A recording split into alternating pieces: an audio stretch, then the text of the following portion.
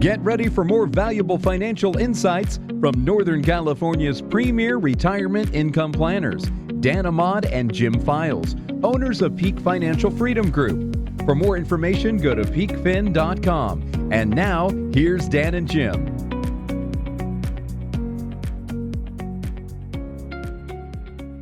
We'd like to welcome you to the Peak Financial Freedom Hour. This is Dan Ahmad here with Jim Files, and we'd like to thank all of our loyal listeners that have been with us for years and years and years. Some of you are clients, some of you are here just to get education information, which is great. We'll always provide you as much data as possible, so hopefully so you can make better decisions about a very, very successful retirement.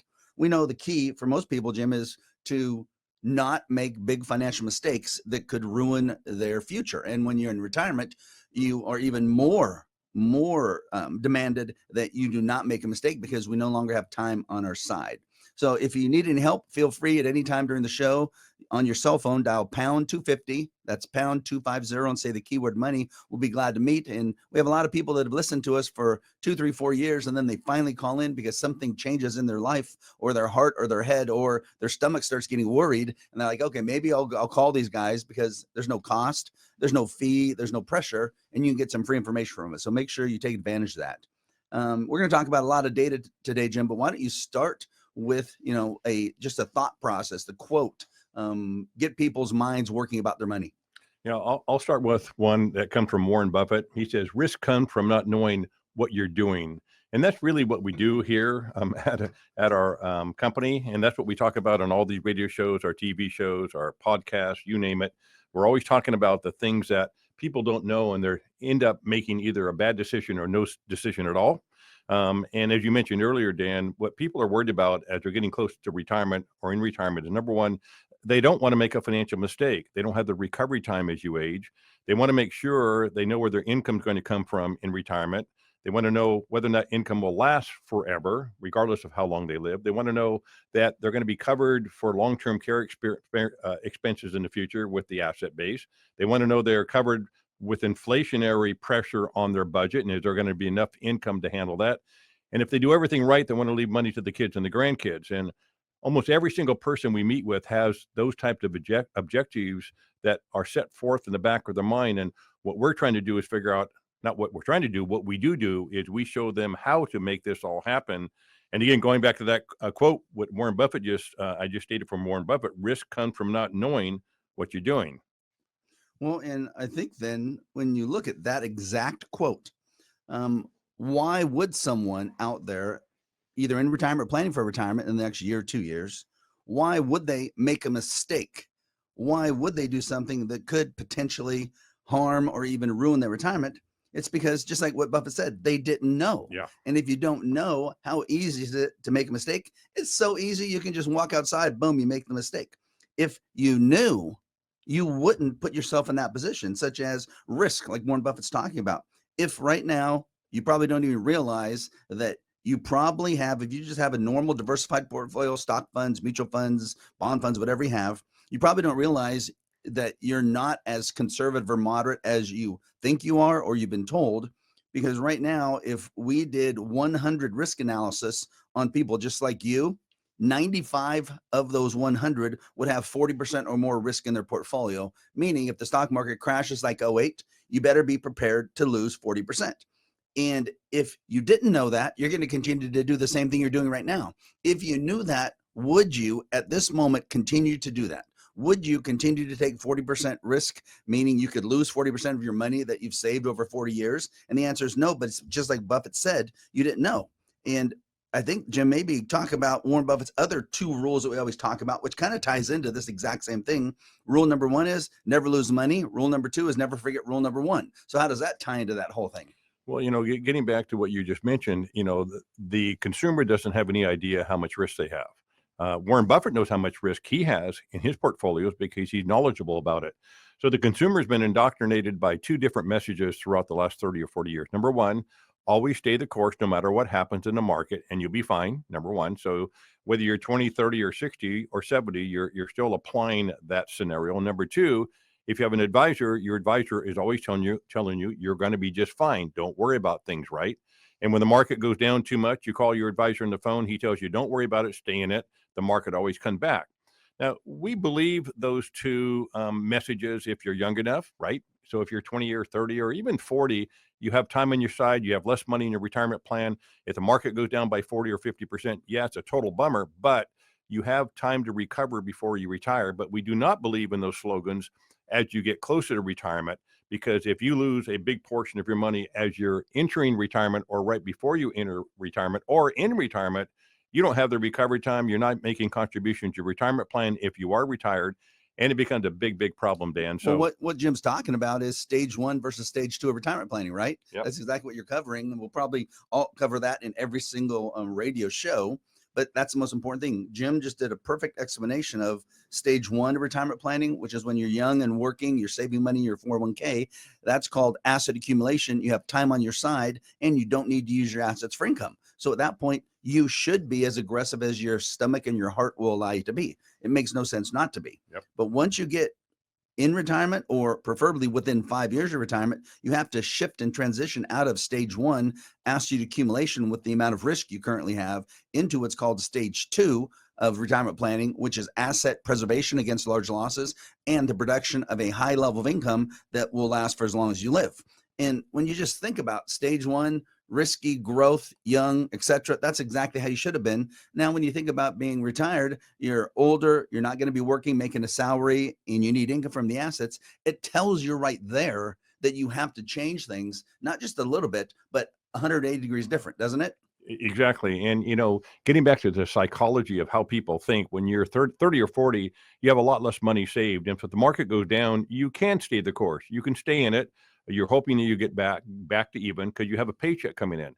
But fast forward to in retirement or right before you get into retirement, and imagine losing 30, 40, or 50% of your money, and your advisor tells you to stay in it, the market's going to come back. It's really difficult for people to do it at that point because they make bad decisions because they weren't positioned correctly. The market dropped precipitously. They lose a lot of money. They get out of the market at the wrong time. So you have to understand these two different stages of retirement planning and position your assets accordingly before all this happens. You can't do it after the fact. You have to do it up front. Exactly. Well, usually at this point we get right into the topics, but I think we're going to do a little different for the next few shows. And I think we should cover a lot of questions and case studies, that we've had in the past. So here's a good one that is exactly about this subject. So let's say this is Wendy, and assume she's 64, single, retired. And she says, I don't want to take much risk any longer, but my broker doesn't listen, and he makes me feel dumb for feeling scared about losing money. I have lost a lot of money in the past, especially in the big crashes. I think they were in the 2000s and maybe 2000, 2008. So I feel very worried now because I'm not working anymore. I feel intimidated by my broker, and he kind of acts like my dad. So what should I do to now find out how much risk I'm taking? And if it's more than I want, which I think it is, fix it to a level I'm comfortable with.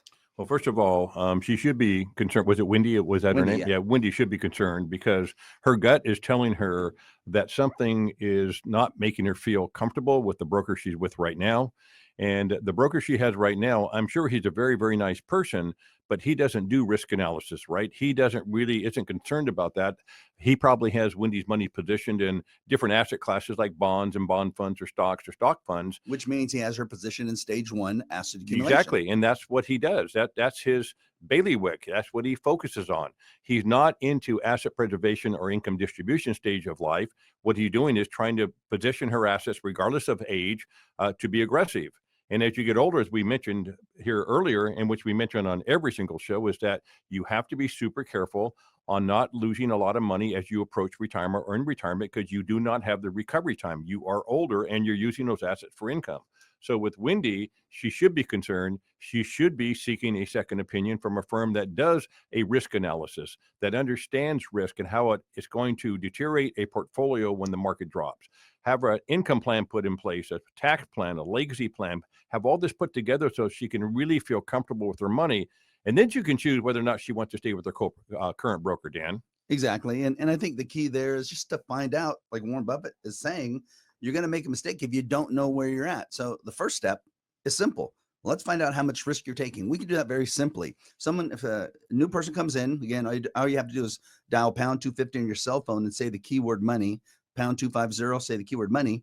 if you come in and we find out where you're at, what you're thinking, what you're worried about, what you want to happen, and then we decide, yeah, you and us decide that we want to do an analysis, and again, no cost, no pressure, we will then analyze your entire portfolio. So how do you like to, for the first time ever, understand your entire portfolio, meaning how the money actually is invested, how much stocks you have, how much bonds you have, what are the what's the risk of a large market crash, what's the potential upside, how are all the funds in your portfolio acting as far as risk, fees that you see, hidden fees, how are the funds ranked, and then each of the funds, how much could they lose in a major market crash? If you had all that data, what's the chance then someone's going to continue to make mistakes, or what's the chance they're going to continue to worry about their money as much? Well, they're going to worry a lot. They're going to worry a lot less, and they're likely not going to make a big mistake because we can't predict the markets, but we can position the assets so that the assets are going to be in a position not to go down as dramatically or go down at all in some cases. There's asset classes whereby you can choose to invest in those asset classes and they have no market risk. So you get to determine as a consumer how much risk you're willing to take, and then the portfolio is put together accordingly. We kind of work backwards to make sure that we're accomplishing your goals when it comes to risk. Well, that's the only way we can make people feel comfortable about where they're invested now and not worry about their money so much. Welcome back to the Peak Financial Freedom Hour. Dan Ahmad and Jim Files here. And today we are talking a little about how you can avoid making a mistake, and that is knowing more about your money. We started with a quote from Warren Buffett, and he basically says, the only reason why people would make a mistake is if you don't understand how you're invested, especially when it comes to risk. So our goal then is to help people understand that probably the single biggest risk of financial failure in retirement is if you suffer a large loss. Because at this point, we no longer simply have time to make up for those losses. And that problem is compounded, Jim, if you're taking income off of that. If you're taking income off of your assets in retirement, it goes down. Give an example. If someone had $1 million and we lose 50% and they're taking income out, what would happen? Well, as an example would be if you had $1 million in your portfolio, and let's assume your broker said you could take out 5% per year in income. That's $50,000 a year. Well, you feel happy with that. You think that's going to work. Well, at $1 million, you're taking out $50,000 a year. But what happens if the market go down by 50%, which has happened twice in the last 25 years? The market's gone down more than 50%. Now you're down to $500,000. And if you continue to take out the same $50,000, you're taking out now 10%. In that example, your money very likely will never last, and they'll run out of money. Exactly. Well, you think about it. So if you have $1 million, it goes down 500,000, you're down to 500, you're taking 50,000 out. That's 50,000 of 500,000, not 50,000 a million, which means you're taking out 10%. Now you only have 450,000 left after that year. It's going to be really, really tough. And people might say, though, we get the naysayers. Oh, well, I believe in the market so much. Jim, you're talking about, 50% losses 2 times in the last 25 years. Well, that's true. But let's look at reality. And that is, since 1929, the stock market has gone down 20% or more 17 times, and the average loss is 39%. So that means every 5 years on average, you better be planning on a 39% loss, because if you're not planning for that type of loss, you're doing what Warren Buffett is saying. You're not understanding where you're at as far as risk, and you are going to make a mistake. The scary part about that data, Dan, those are averages, right? Well, we haven't had a major crash since 2009. That's almost 15 years, 16 years now. We had a market downturn during COVID. Yes, we had a downturn in 2022 where the S&P dropped 24% and the NASDAQ was down 35%. But having a massive crash, we're way, way overdue for that. Will it happen? Of course it will happen. Is it predictable? Yes. When it will happen, we have no idea, but you better be positioned correctly, because the market doesn't tell you in advance it's going to go down. It just goes down either really quickly or over a long period of time. But hitting that average of 39% loss or greater every 5 years since 1929, it will happen. The averages actually work out. We're just way overdue for that. So you better be positioned correctly as if it's going to happen. Well, and you might say, well, Dan and Jim, you're telling us all this negative news about the stock market. Well, we're talking negative about the stock market now, not about the market, but about the risk that is inherently in the market, especially when the market hits highs like we're at now. One of the brilliant individuals we track and listen to and read as much data as we can get is a gentleman named Robert Shiller. He got his MBA and his PhD from MIT, a Yale professor, won the Nobel Prize for economics by creating what's called the Shiller CAPE ratio for the S&P 500 index. And what that does is it tells us where the stock market theoretically is valued at currently based on the price of the entire stock market versus the earnings of the market. So that's where they get the price to earnings, which is how you really base the price of stocks. How much are they earning versus the share of the price versus a multiple. So for example, since 1871, the average price to earnings ratio for the CAPE ratio has been 17.1. Currently, we're sitting at about 38 plus, which means we're more than double. And really, I think this is the second highest it's been in history. And it's looking just like when you track the numbers, it's looking just like it was right before the 2000 technology crisis crash, which makes sense because what's driving the market now? It's all technology. So it looks almost identical. The problem is it's only happened 5 times in history before where the CAPE ratio has been above 30. So this is the 6th time. And every time that's happened, the market has dropped between 20 and 89%, sometimes after it hit those numbers. So we know it's going to go down. We know it's going to go down significantly. We just don't know when. Yeah. I mean, we're not just trying to discourage investors from putting money in the market. We manage hundreds of millions of dollars under management. We believe in the market long term, but we believe in risk mitigation. We believe in proper diversification, knowing that these events are going to happen in the future. We want to position our clients so that they don't get hurt very bad, so it doesn't affect your retirement plan. Because if you don't do that, we're giving you the data. We look at this data every single day, and yeah, do we get frightened at times? Yes, because we're looking at this data at a very, very high level, and we want to make sure that we are positioning our clients so that yes, it's going to happen, but can we make sure they are not hurt too bad? And that's what we're doing here, Dan, is trying to make sure we mitigate that risk. Well, let's look at a simple example. And we use this when we talk to new clients that are coming in to help them understand where they're at. If you are in asset accumulation, we're younger, we're taking risk, we're okay with bigger losses because we have time on our side, but also because we want bigger gains. But let's say you're retired right now. And let's say the new magic number that we already knew about, and the research studies have just verified this a few weeks ago.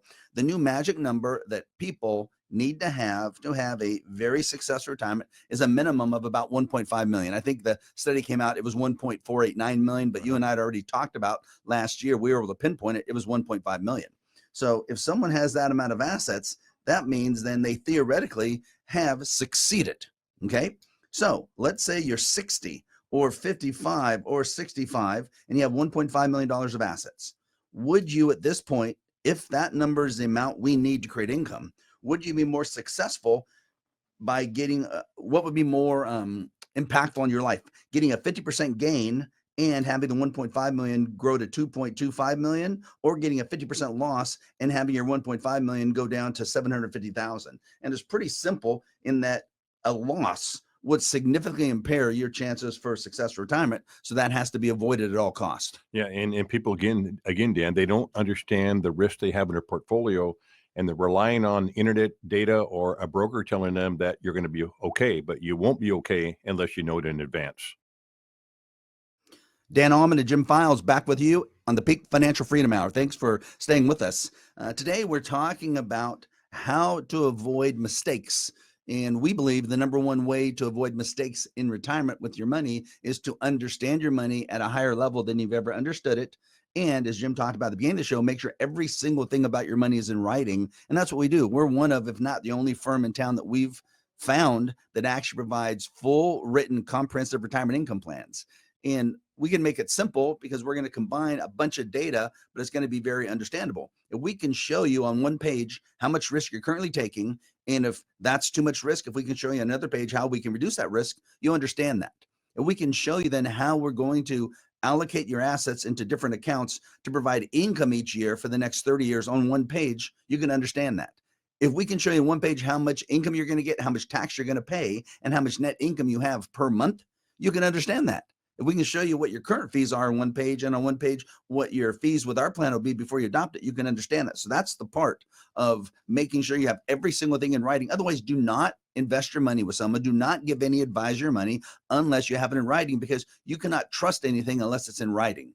So let's look at a case study that kind of goes into our whole mojam of risk. And this is Rudy. So let's say Rudy, 66, wants to retire, but he doesn't have a pension. So like most of the people we see, if they don't have a pension, they think they have to keep working on and on and on and on because they don't know. He says he remembers losing close to 50% in 2000, but then recovering, like they said, but it took until 2007, and then losing 50% again in 2008, and he didn't recover until 2015. That means for 15 years, he was flat. And that causes him problems in his brain because he's an engineer, and I have been able to calculate that I've earned an annual compounded rate of return of only 3% since 2000. Well, when you look at it, it makes sense because of what happened during that time period. And his two questions are, is my math correct? And what can I do with my 401k to plan for secure retirement? Because that's where most of my assets are. So I answer the first question. Yes, his math is probably correct, because if from 2000 to 2015, his portfolio went down, recovered, down, then recovered, that means in 2015, from 2000, it was even, zero. So the only gain he has is from 2016 on. But if he right now is in this position and he wants to retire, which for most people at 66, that means they want to retire pretty soon. What can he do right now with his current 401k, which is probably invested in that same 50% risk level? What can he do right now to literally secure a retirement? He has to have a full plan in place. He has to understand exactly where his risk is right now, how much he could lose in dollars and cents if the market goes down, because it will go down again, making sure that his assets are repositioned to align with how much money he, and if he's married, he and his wife want to lose or can lose. Select products that are going to mitigate that risk, select strategies that will mitigate that risk. If he was to come into our firm, we're going to do a full risk analysis, a fee analysis, an income analysis, a tax analysis. We're going to determine what this gentleman's budget is, what Rudy's budget is with it, if he's married with his wife, how much they're spending now, what that's going to look like over time as inflation impacts that budget. How do we get enough after-tax income to maintain that budget? How do we make sure that he doesn't lose a lot of money, that we're selecting strategies and financial instruments that have significantly lower risk? Yes, there's still a little bit of pain there, but it's not going to derail Rudy and his wife's income plan. Definitely. Well, when you look at Rudy and anyone else listening right now who either hasn't retired but wants to, which is a lot of you, or has retired and really haven't started using your assets for income, which is the rest of you, you have to look at what Rudy is really saying. So we like to read between the lines. What Rudy's saying is his biggest fear, not being retired, and your biggest fear if you're not retired, is how in the heck am I going to replace my paychecks? That's what Rudy's biggest fear is. That's what he's really saying. So we have to now find out, how can we then not only replace his paychecks, but maybe exceed his paychecks? Because I think most of you have heard stories, someone's retired and they get more money retired than when they were working. What does that mean? That means they get more net income after taxes retired than working. And I would say it's probably true in 90% of our clients. When we do a plan, they're going to get more net income after taxes when they're retired than when they're working. And you have to look at why. Well, let's say Rudy has a $200,000 salary. I'm just making this up. $200,000 salary. He probably is netting about $9,000 a month. Okay. So he makes $200,000, $9,000. So he knows he's losing 50%. Well, what if now we can create a plan at retirement that gives him, let's say, $180,000 of income, so less than what he had to start. But what if he gets to keep 80% of that 180?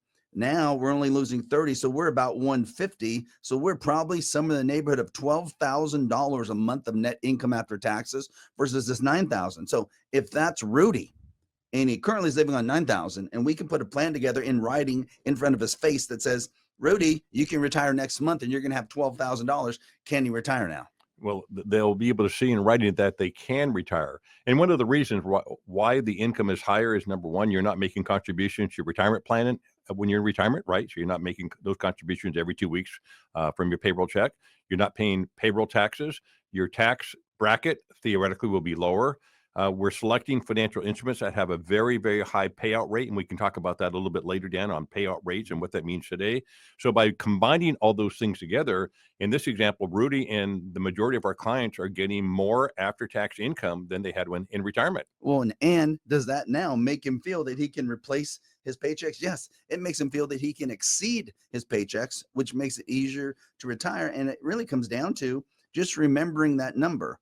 What if instead of feeling that you're going to get 50% of your income, which is how you feel right now, What if we can show and prove it to you that you're going to get 80% of your gross income as net income? Doesn't that just make it so easy to start seeing that you might actually be able to live not just a good retirement, but a wonderful retirement? Because now if we can give Rudy $36,000 more to spend per year, that's some good trips he can be taking. You back with Dan Ahmad and Jim Files for the Peak Financial Freedom Hour. And thanks for staying with us. We're going to cover a lot more data in this segment. And today we're really talking about something that Jim stated was a Warren Buffett quote earlier, which really meant that if you don't understand your money, that's where you could be taking too much risk. And if you're taking too much risk, that could be then a financial big, huge problem. So let's talk about some more risk, and let's look at another case study. I like to look at these because I think it kind of brings out what we're talking, just we make it more personal. So how about this one, Tom and Beth? Tom, it looks like, is the guy who handles the money. He says, I have an MBA, Master's of Business Administration, understand investments and handle our portfolio, and I've always done what I think is okay. The problem is I'm 70 now, and I don't have the same passion and fun managing the money. And I know if I'm gone, how is my wife going to manage it? Because she hasn't really done it. So he says, if I have to tell the truth, in fact, I worry more about our money every day. And we saved it all so we didn't have to worry at retirement. And now we worry more. My wife is actually worried about my worrying. So she's not worried about the money. She's just worried about how stressed I'm about it. And then she also says, she really does worry about how in the heck is she going to handle the money when I'm gone, because we don't really have an actual plan. So in your honest opinion, is there really any reason for me to work with an advisor? And I'm going to answer that. Basically, everything you said, Tom, and let's say Beth, are shouting, you better find an advisor, but not just an advisor. A typical advisor is going to help you in asset accumulation, and you'll be investing the same way you're investing now without understanding your plan. You have to find an advisor who specializes in stage 2 of retirement planning, like our firm does, which is called asset preservation against large losses and creating a high level dependable income that will not run out for as long as you live, because that will minimize your risk, Tom, and it will probably almost eliminate Beth's risk. And not only construct a plan like that, but put everything in writing so you understand it. And so your wife understands it. So you have it in writing, signed off by the advisors. And advisors don't put it in writing for a variety of reasons. Number one, they don't have the skill set to do it. Number two, they don't want to put it in writing because it takes time to put all this together. And number three, they don't want the liability when they put it in writing. So you likely are going to get it in writing from many, many firms. Obviously, as Dan mentioned, that's what we do every day here with our clients. We put everything in writing: your income, your tax, your legacy plan. Everything is put together. We even write a written document at the end of all the advantages, the disadvantages. How are we going to execute the plan? What are your stated objectives? What are our recommendations? How do we support our recommendations? All that gets put in writing and signed by Dan and I with every single plan that we do for a client. And interestingly enough, Dan, we have clients that come in almost every week with those concerns that one of the spouses have been managing the money. The other spouse is afraid what happens when that spouse passes away. But more importantly, as you mentioned, Dan, the person that's managing the money, they're more frightened because they don't know what their wife and or the husband is going to do when he does pass away if they don't have this in writing. No, exactly. And I think that's probably, when you look at Tom and Beth and their concerns, it's the same concerns most people. If you're what's called a DIY, do-it-yourselfer, whether it's China potentially invading Taiwan, whether it's Russia, Ukraine, Iran, all these countries causing problems, whether it's our stress relations now with Canada and Mexico via the tariffs, all these things are making people worried and wondering, what in the heck can I do that'll protect my money? Well, it comes down to exactly what you said. We have to design a plan for you, Tom and Beth, and everyone listening right now, that's in writing, that will state what are our goals. So we need to have our goals in writing, kind of like a plan, a business plan or a project plan that you would do when you're working. Then we have to construct a new plan that will give you the highest probability that your goals are going to be met. So pretty simple. And again, everything needs to be in writing.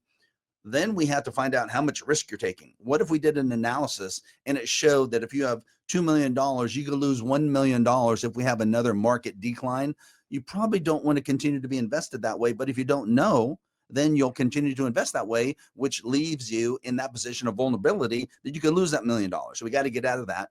Then we have to design a plan that will create the highest level of income guaranteed for as long as you live. So let's say we design a plan and we put a certain amount of money in pot B. In pot B, we defer for 5 years, but pot B allows you to get a 10% payout guaranteed for as long as you live off of those assets because we're deferring those. And we'll use some of your other assets for the first 5 years. We can probably get close to a 7% overall payout of their entire portfolio, which is more than double what the safe withdrawal rate is, simply because we're using non-traditional assets to do that. You know, when you mentioned safe withdrawal rate, what that really means, as you're listening to our radio show today, is that if you have a managed portfolio, stocks and bonds, whether you're managing it or you have an advisor, the safe withdrawal rate is 3%, which means if you had $1 million, you're not supposed to take out more than 3% adjusted for inflation each year in retirement, or you could run out of money.